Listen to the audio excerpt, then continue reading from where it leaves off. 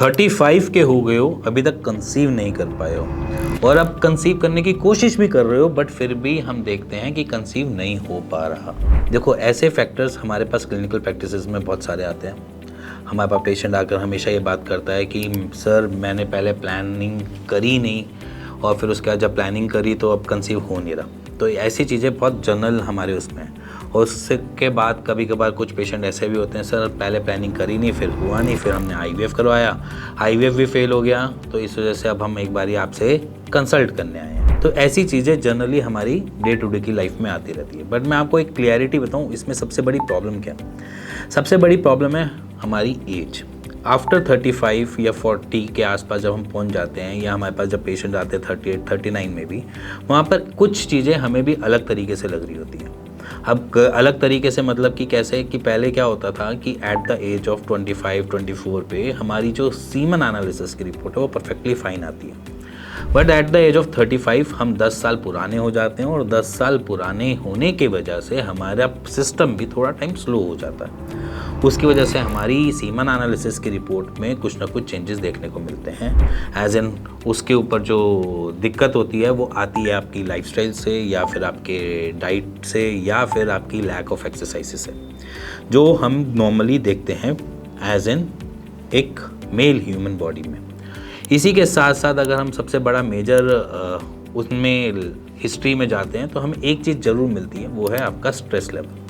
पहले जब 24-25 की एज में होता है, हमारा कोर्टिसोल लेवल एज सच बहुत ज़्यादा दिक्कत में नहीं आया होता, but at the moments of हम लंबे किसी ना किसी स्ट्रेस में चल रहे हैं, क्योंकि हमने मान के चलिए अगर कोई भी कपल आता है तो एट द एज ऑफ 30 के आसपास वो मैरिज करता है, उसके बाद वो रिस्पॉन्सिबिलिटी को समझना चालू करता है, फिर वो कहता है कि थोड़ा डिले करते हैं।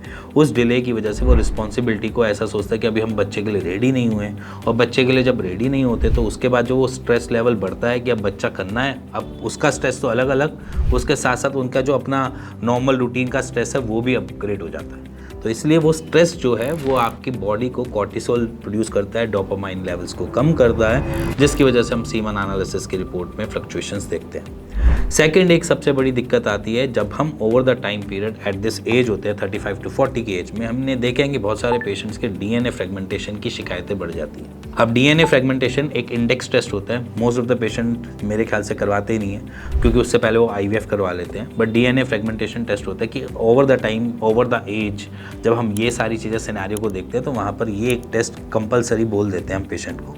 बट अगर आप भी ऐसे प्रॉब्लम में फंसे हुए हो कि 35-40 की एज में आ गए हो और आप कंसीव करने के लिए रोज़ ट्राई कर रहे हो बट कंसीव नहीं हो पा रहा है, तो प्लीज़ एक बारी डीएनए फ्रेगमेंटेशन इंडेक्स टेस्ट करवा लो, जिससे आपको भी क्लैरिटी मिल जाए कि मेरे को प्रॉब्लम किस वजह से हो रही है।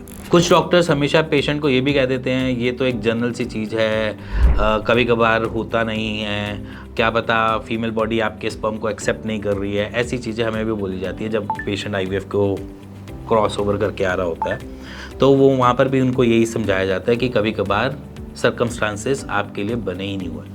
तो बेसिकली मैं यहाँ पर और एलाबोरेट कर देता हूँ। उनका कहने का मतलब ये होता है कि आप इंटरकोर्सेस कर रहे हो बट आप कंपैटिबिलिटी के बारे में सोच ही नहीं रहे, क्योंकि जब आप इंटरकोर्स बच्चे के लिए करते हो तो आपका एक ही मोटिव होता है कि बच्चा हो जाए, मैं इंटरकोर्स से बच्चे के लिए कर रहा हूँ। तो वहाँ पर वो जो फील, जॉय और वो जो एक सेक्सुअल रिलेशनशिप में होना चाहिए वो सारी चीज़ें लैक कर जाती हैं, जिसकी वजह से कंपैटिबिलिटी हम देखते हैं कि वो कम हो रही है। और जब कंपैटिबिलिटी कम हो रही होती है तो ये प्रॉब्लम इरेज करता है नेचुरल कंसीव में। तो इसीलिए अगर आपके साथ भी कुछ ऐसा है कि अगर आप सिर्फ और सिर्फ जितनी बारी भी इंटरकोर्स कर रहे हो वो सिर्फ और सिर्फ बच्चे के लिए कर रहे हैं, वो एक गलत साइन है। आप अपनी इंजॉयमेंट के लिए करो, कंपैटिबिलिटी को मेंटेन रखो और इंटरकोर्स करो, तो अपने आप ही वो नेचुरल कंसीव हो जाएगा। अब इसके बारे में बात करते हैं एक और चीज़ के बारे में, क्योंकि एट द एज ऑफ 35 अगर आप पहुंच गए हो और आपकी शादी अभी नहीं हुई है और आप ये सोचते हो कि मैं प्लानिंग अभी फ़िलहाल के लिए नहीं कर रहा, साल के बाद करूँगा या 1.5 साल के बाद करूँगा, तो प्लीज़ अपना एक सीमन एनालिसिस का टेस्ट पहले करवा लो।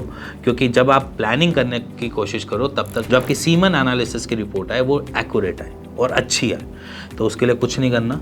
उसके लिए अगर चाहो तो हमें कॉल कर सकते हो या फिर अपने आसपास के किसी एक डॉक्टर से भी कंसल्ट कर सकते हो इसके रिगार्डिंग कि क्या क्या करना चाहिए क्या नहीं, और उससे आपको क्लैरिटी मिल जाएगी और आपकी सीमन एनालिसिस की रिपोर्ट बूस्ट होगी और उससे आपके नेचुरल कंसीव करने में ईजी हो जाएगा। इसी के साथ मिलेंगे नेक्स्ट वीडियो के लिए, तब तक गुड बाय, टेक केयर।